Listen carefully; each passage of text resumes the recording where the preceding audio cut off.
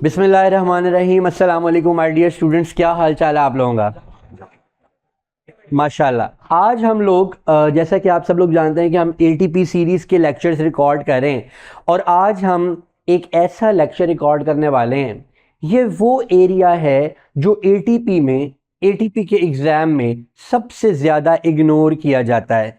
यानी स्कूल्स में जब एटीपी की प्रैक्टिस करवाई जा रही होती है, एटीपी के ऊपर जब लेक्चर्स दिए जा रहे होते हैं, तो इस एरिया के ऊपर आम तौर पे कोच या टीचर्स या ट्यूटर्स बात ही नहीं करते, और कहीं ना कहीं स्टूडेंट्स को ये इम्प्रेशन दिया जा रहा होता है कि this is something of higher level and you are not going to face any questions regarding this. और सिर्फ दो तीन चीज़ें, वैलिडिटी, एक्यूरेसी और इसके ऊपर जो है वो उनको उसके रट्टे लगवा कर और इस एरिया को इग्नोर कर दिया जाता है। बट जब मैंने ये देखा है कि पिछले कई सालों में एक बहुत ज़्यादा इंक्रीजिंग ट्रेंड है एक्सपेरिमेंटल डिज़ाइनिंग के क्वेश्चंस एटीपी के पेपर में आने में हूँ। मेरा ये जो लेक्चर है ये दो कैटेगरीज़ के लोगों के लिए बहुत रेलेवेंट है। एक तो वो बच्चे जो कि एटीपी का पेपर अटैम्प्ट करने के लिए ये देख रहे हैं कि कैसे एटीपी हमने अटैम्प्ट करना है, और दूसरा जो हमारे A2 के बच्चे हैं जो कि अपने P5 के लिए स्ट्रगल कर रहे हैं। तो P5 के लिए भी A2 के बच्चों के लिए भी मेरा लेक्चर उतना ही रेलेवेंट है, और O3 के और O2 के बच्चे जो कि एटीपी का पेपर देते हैं उसके लिए भी उतना ही रेलेवेंट है। So I will try to go into as much detail as I can go, ताकि दोनों ग्रुप्स जो हैं उनको इक्वली हम बेनिफिट दे सकें। सो बेटे, आप लोग जितनी भी नॉलेज हासिल करते हैं, जितनी भी थ्योरी पढ़ते हैं, सब के सब एक्चुअली इसलिए पढ़ रहे होते हैं क्योंकि अल्टीमेटली आपने इनसे इंडस्ट्री में, कम्युनिटी में, इन्वायरमेंट में कोई ना कोई प्रोडक्ट्स डेवलप करने होते हैं, और उन प्रोडक्ट्स को आपने सेल करना होता है कम्युनिटी के लिए, ह्यूमन काइंड के लिए ख़ास तरह का फ़ायदा आप लोगों ने लेके आना होता है।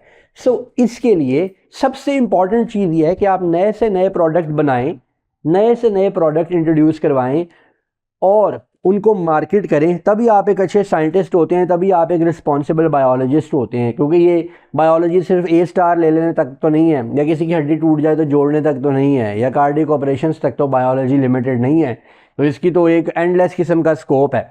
So today we are going to talk about an effective experimental designing, कि आप एक्सपेरिमेंट को कैसे डिज़ाइन कर सकते हैं, और एक्सपेरिमेंट डिज़ाइन करने के लिए आपको क्या क्या चीज़ें जहन में रखनी है।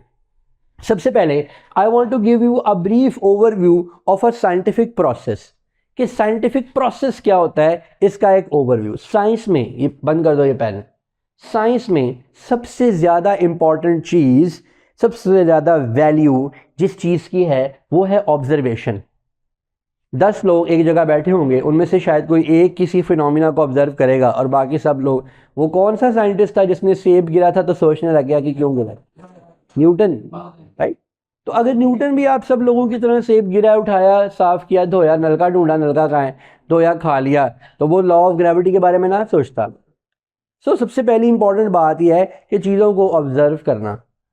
नंबर 2, जब आप किसी भी फिनोमिना को ऑब्जर्व करते हैं उसमें से कुछ इंफॉर्मेशन निकालते हैं, दैट इज कॉल्ड इन्फेरेंस।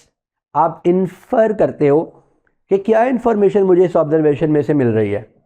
जब आप उसमें से कोई इंफॉर्मेशन निकाल लेते हो, then you develop a hypothesis. Hypothesis is a tentative explanation of some phenomenas. किसी चीज़ के होने या ना होने की